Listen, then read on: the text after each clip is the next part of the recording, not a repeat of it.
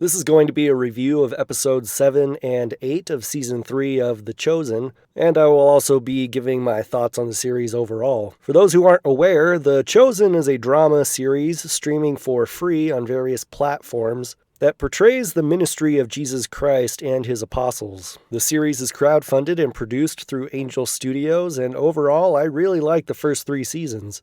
I also really enjoyed episodes 7 and 8 of season 3. I was able to see these 2 episodes in the theater, and that was a lot nicer than trying to scream a cruddy quality version on YouTube. These 2 episodes focus on the gathering of the 5,000 people to hear Jesus speak, and then him feeding those 5,000 people by multiplying bread and fish. The end of episode 8 was very moving for me. Simon Peter and his wife are struggling with having a miscarriage, and Simon is clearly jealous that Jesus is performing miracles for what he calls total strangers, while his wife hasn't been blessed. We see Simon confront Jesus with this while Jesus is in the middle of performing another miracle, and it's a very moving moment.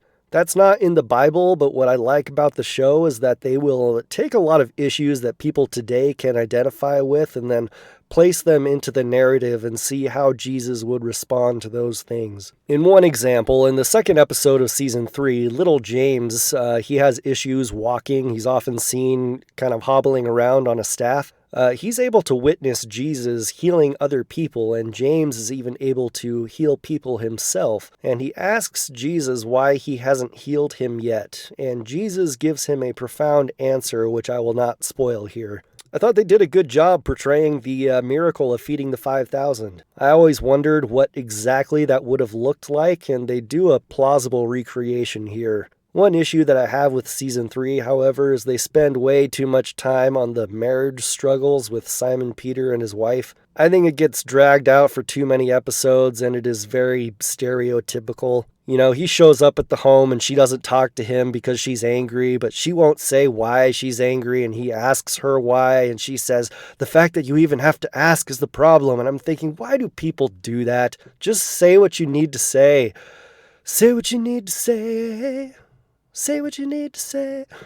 I also wasn't a fan of the music they chose to play during the feeding of the 5,000, but it wasn't that big of a deal. Overall, I thought episodes 7 and 8 were strong and moving episodes, and season 3 was very strong overall. Now, I just want to give my thoughts of the show in general. This is one of the most powerful recreations of the ministry of Jesus that I have seen, and it is also the most entertaining. The casting, for the most part, is phenomenal. Jonathan Roumie, is that how you pronounce it? Roumie or Roumie?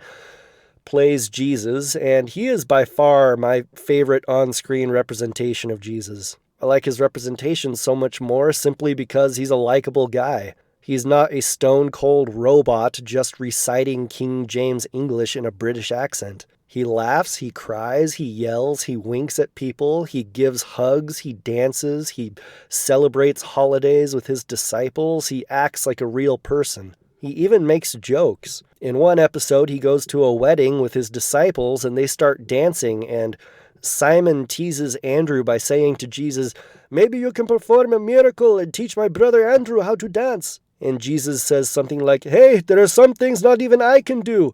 It's like, that's funny. There's a lot of humor in the series, which I and a lot of fans greatly appreciate. When I read the Bible, or any history for that matter, it's easy for me to forget that we are talking about human beings just like you and me, but instead I just imagine them as angry, violent Neanderthals who would rather beat you over the head than do a favor for you. On-screen portrayals of ancient history like The Chosen go a long way toward humanizing the characters in the Bible. I will say sometimes the humor is a little overdone. Some of the jokes are a little cheesy, but in general I like it. Another thing I love about the series is how they interweave all of the stories of the different people represented in the New Testament. A lot of the miracles performed in the New Testament seem to occur to complete strangers while Jesus and his disciples are walking down the highway. But in this series, these supposedly anonymous individuals are all connected to the disciples or Jesus in some way. For example, the crippled man who waits by the fountain to be healed is the brother of Simon Zelotes, or Simon the Zealot, who ends up becoming converted to Jesus upon seeing his brother healed.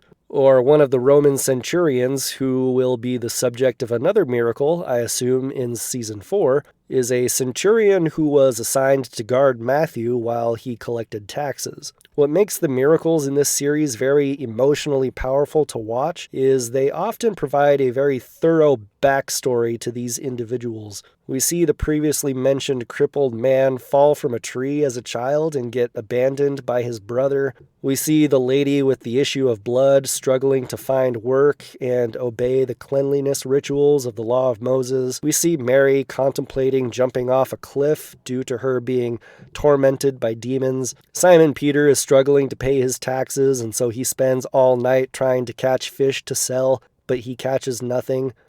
And when Jesus comes in and saves the day, it is usually epic. This series is littered with some real tearjerkers. I highly recommend The Chosen if you are a Christian. I'm not sure what non-Christians will think of it. I don't know if they will have a strong connection to it, but who knows?